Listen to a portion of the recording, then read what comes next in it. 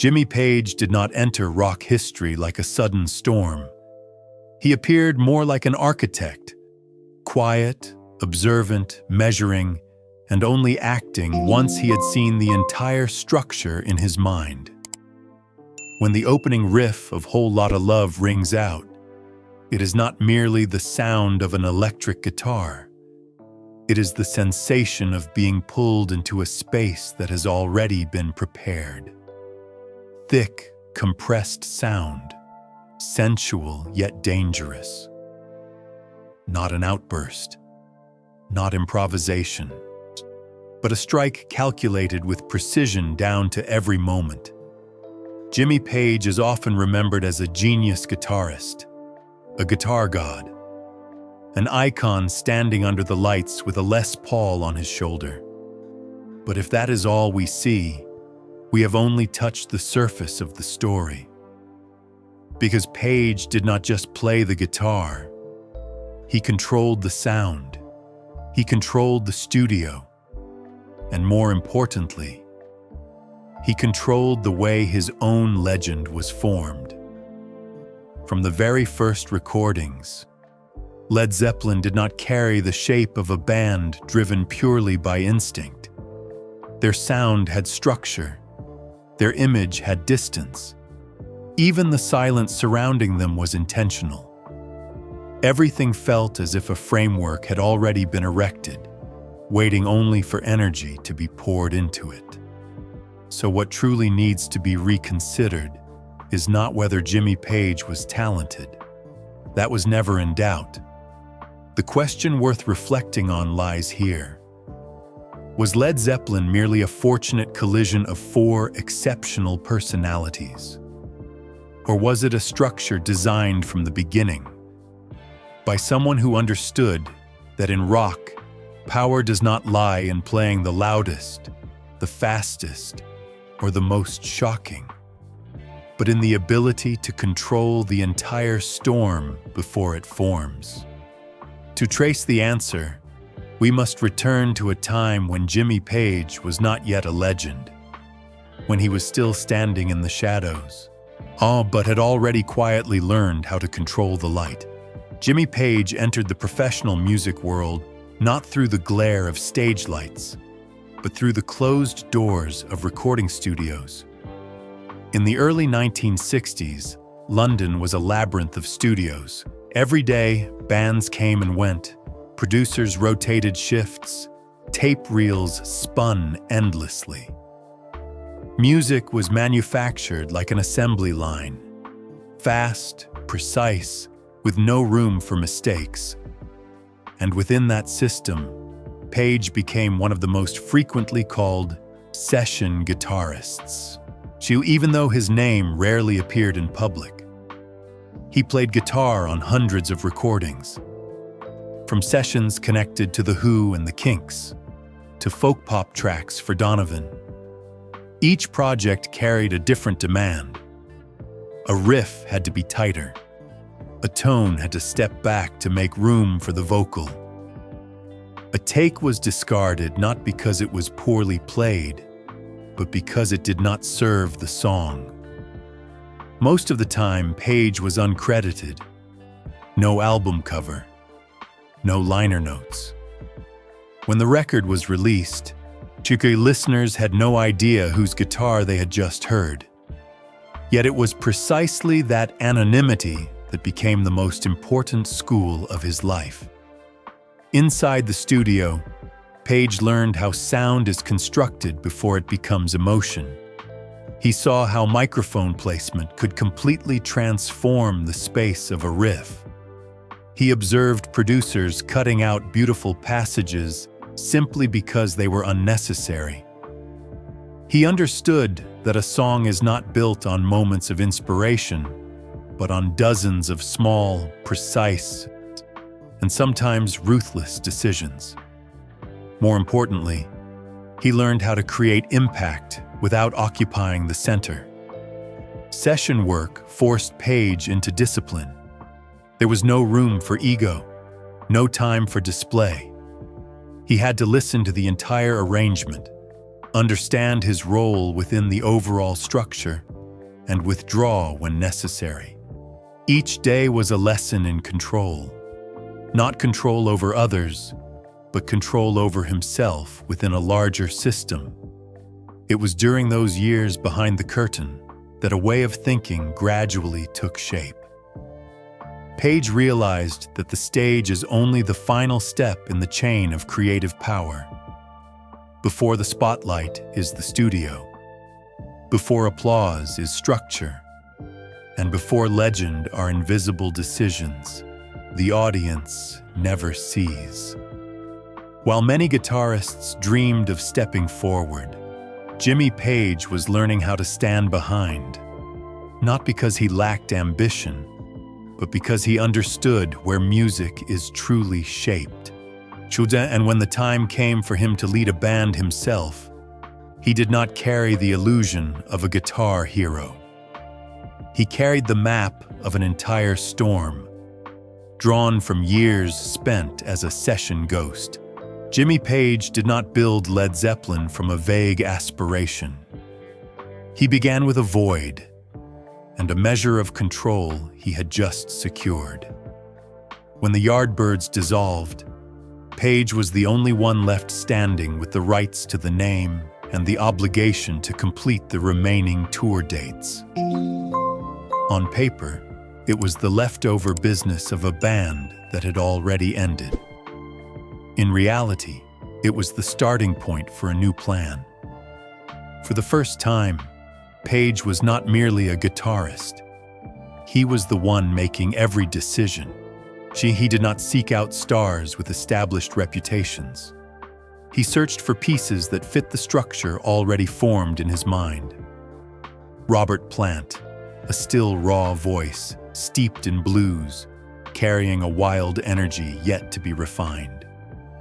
John Bonham, a drummer who played as if unafraid of empty space, hitting hard but with weight. John Paul Jones, a musician with a foundation in harmony and structural thinking, someone who understood the studio as deeply as Page himself. These four individuals were not assembled because they were similar. They were chosen because they complemented a blueprint that existed before the band even had a name. When the name Led Zeppelin was born, it was not merely a new label. It was a declaration that this was neither a continuation of the Yardbirds nor a temporary patchwork project. This was an entirely different entity, with its sound, image, and philosophy reset from the ground up. Page's most crucial strategic move occurred even before the band released an album. He signed with Atlantic Records, but not in the conventional way. Zeppelin received full artistic control, something exceedingly rare in the late 1960s. No pressure for singles, no interference in content, no externally imposed image. That alone reveals much about how Page viewed music. From the very beginning, Led Zeppelin was not built to chase chart success one song at a time. The album was the complete unit. Through each side of a record was a journey. Each song was part of a whole, not bait for radio. While most bands of the era sought hit singles simply to survive, Page wagered on the long-form experience. He believed that if the entire structure was controlled, the audience would find its way there without needing to be led. And at this point, the boundary begins to blur. Was Led Zeppelin a band in the traditional sense, where members collectively push the ship forward? Or was it a carefully designed project, with Jimmy Page as the architect, and the others positioned as forces placed precisely where they were needed to keep the structure standing? The answer does not lie in who played better than whom. It lies here. From the very first moment, Led Zeppelin functioned as a system, and that system bore the unmistakable imprint of Jimmy Page. Jimmy Page did not see the studio as a place to record music. To him, it was where music was designed. When Led Zeppelin entered a stable phase of writing and recording, Page quietly assumed the role of principal producer for most of the albums. Not because there was a lack of others, but because he understood that if you want to control an entire storm, you cannot hand its core to someone else. Page began with details that seemed small: microphone placement, and the distance between the sound source and the space around it. Letting drums resonate from a stairwell instead of a closed room. These experiments were not meant to create strange effects. They were meant to create depth. The sense that sound was not merely emitted, but existed within a three-dimensional space. Recording at Headley Grange was part of that philosophy.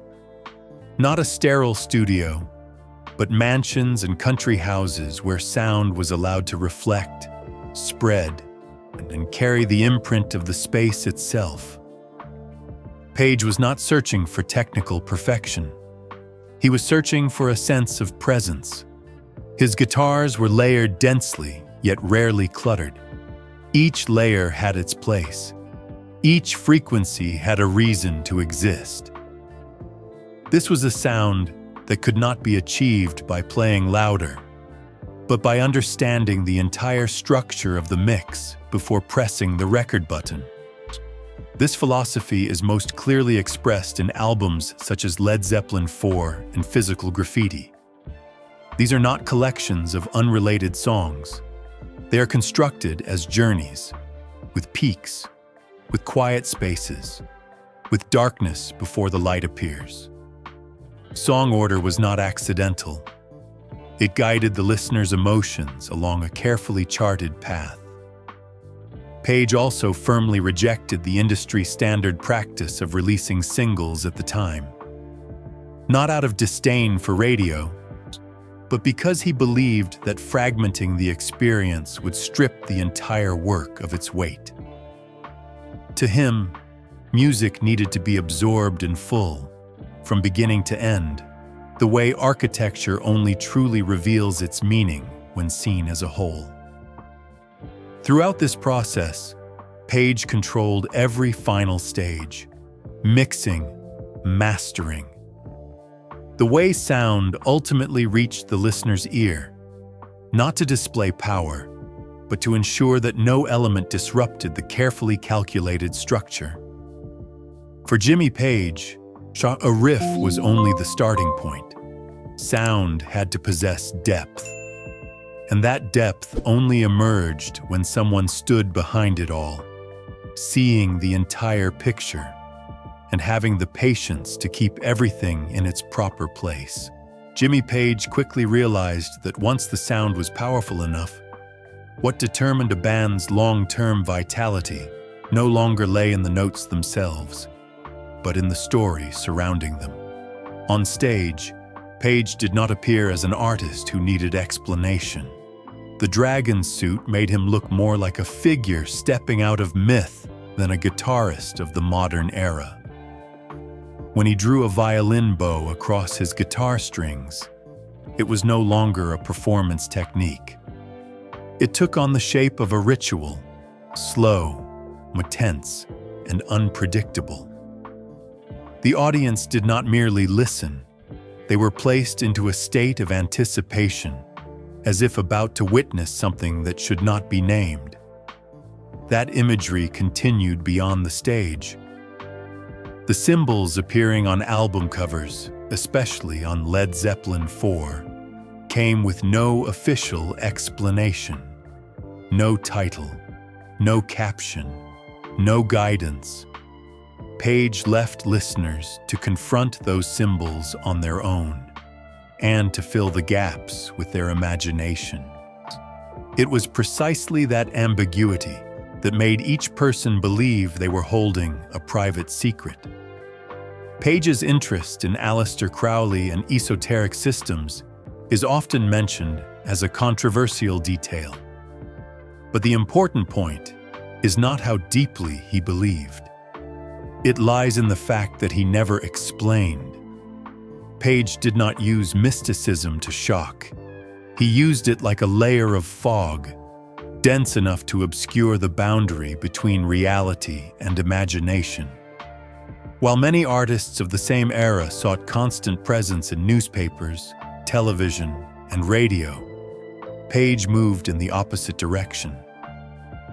He limited exposure to mass media, avoided unnecessary interviews, refrained from retelling backstage stories in easily digestible ways. That calculated absence made Zeppelin feel distant, and it was precisely that distance that generated power. Distance prevented the audience from fully grasping the band. And when something cannot be fully grasped, people begin to mythologize. Led Zeppelin, under Page's hand, was not shaped as a friendly or easily understood group. They existed as a closed entity, where information was restrained, imagery carefully selected, and silence became part of the language.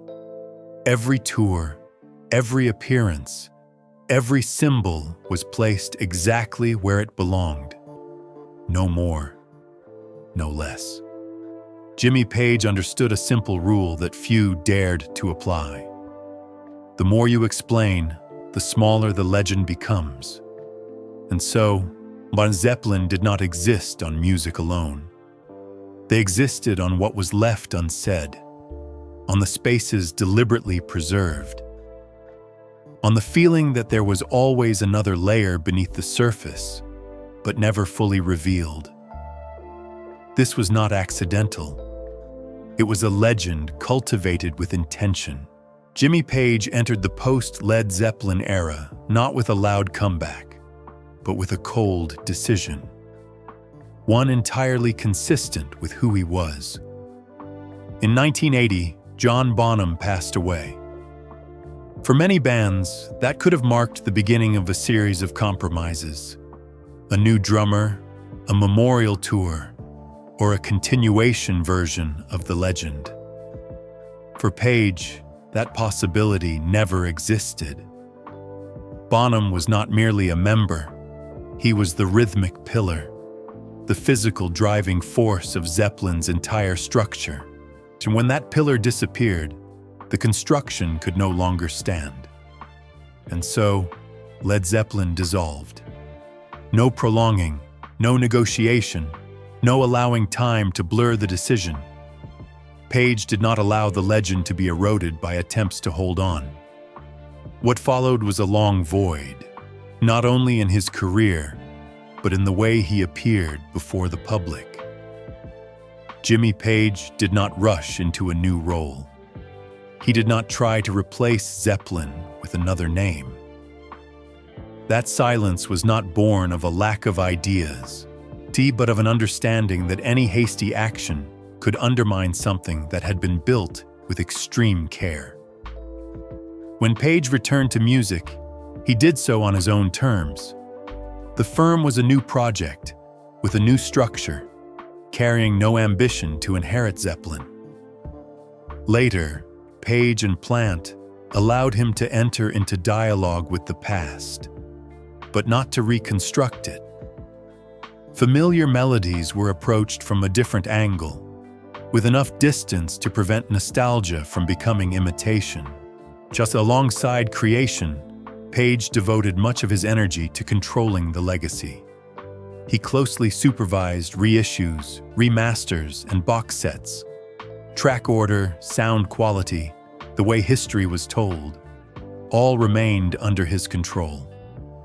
Not out of an obsession with power, but because he understood how easily collective memory can be reshaped if left unguarded.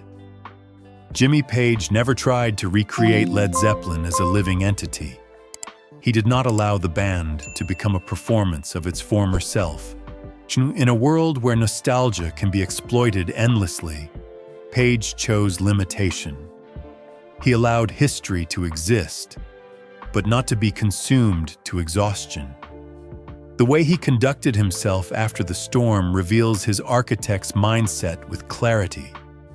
A structure, once completed, does not need to be constantly altered to prove its value.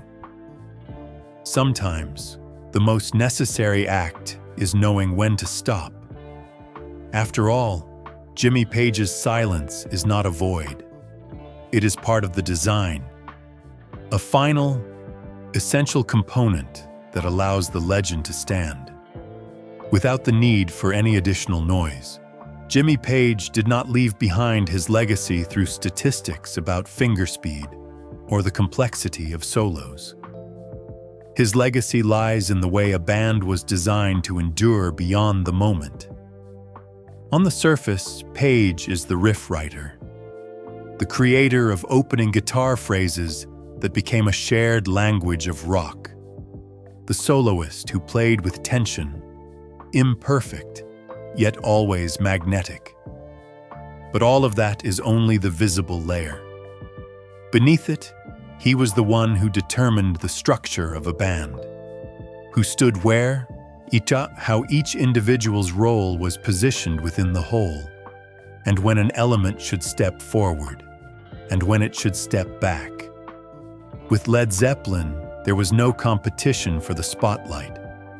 Each member was placed exactly where they belonged, so the entire structure could function as a unified mass. Page was also a producer in a way rarely seen in a guitarist. He did not hand his sound over to others to reinterpret. He personally decided how it was recorded, arranged, and preserved. And that created consistency, not only across songs, but across different eras of the band. Then there was the image. Not the image of an individual, but of a collective myth. Zeppelin was not built as an easily accessible band. They existed as a closed entity, where distance, silence, and ambiguity became part of the language. Page understood that when you explain too much, the story loses its weight. Most importantly, he understood that a legend cannot be forced. It must be cultivated through control, through choosing the right moments, and through knowing when to stop. No excessive reunions, no exhausting the past for profit, no allowing the structure to be deformed by the market's short-term demands. And so, when looking back at Jimmy Page, his legacy does not exist only in sound. It exists in how that sound was placed within a larger narrative. A narrative with a beginning, a climax, an ending, and the necessary silences that allow the listener to reflect. Jimmy Page understood something that not many rock artists dare to admit. Rock is not only what you hear, it is what you believe. And that belief is built, like a structure, by an architect standing behind the lights, not only by the person holding the guitar at the front. Jimmy Page did not allow his legend to form by chance. He did not leave it to time. He did not hand it over to collective memory. Nor did he allow the market to decide how it would be told. Page chose control. Control over sound at the moment it was born. Control over image when it appeared before the public. And control even over silence when everything was meant to stop. He protected his legend not by repeating it, but by refusing to wear it down. No easy reunions. No reenactments of the past as nostalgic performances. No allowing the structure to be stretched until it lost its original shape. And then, he let it grow in silence. Silence long enough for the music to find its own path. Silence deep enough that the legend needed no further explanation. And so, when we look back at Jimmy Page, the answer becomes clear. He was not merely a genius guitarist. That had long been proven. His true value lay elsewhere. Jimmy Page was someone who understood that rock is not created only on stage or in the studio. It is shaped by choices, by structure, by knowing when to appear and when to disappear. In the end, Page did not simply play within a great story. He wrote that story, not with dialogue, but with control, with silence, and with a script tight enough for the legend to stand, even after the writer himself stepped back behind the lights. So if you love stories about people who do not merely create music, but create entire eras and legends, follow icons and legacies to continue the journey of discovering the silent architects of rock history.